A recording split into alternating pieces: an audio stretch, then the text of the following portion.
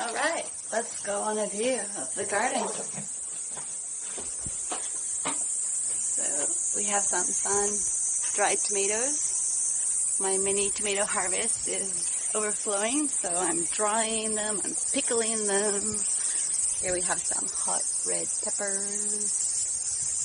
They're such a beautiful red color. We even have an orange pepper.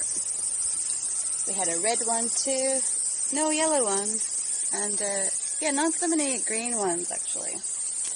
Into the tunnel we go. We have cucumbers.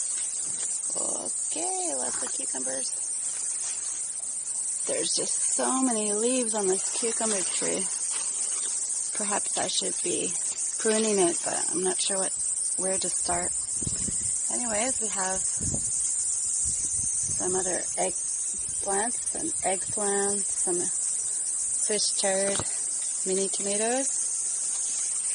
I'm about ready to pick some today.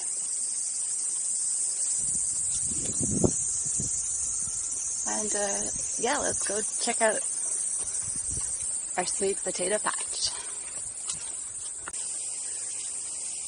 I pulled some of the roots out because, yeah, the long vines put down roots everywhere they go, and yeah, you're supposed to rip them out and just keep the central root system.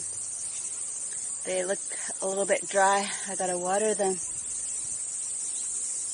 And down we go to our banana tree. Very nice.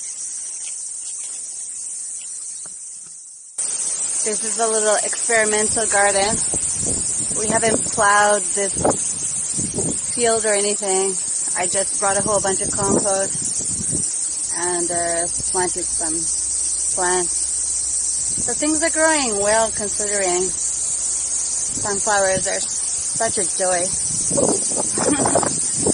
And these are supposed to be giant pumpkins, but so far the one fruit that was produced kind of molded over.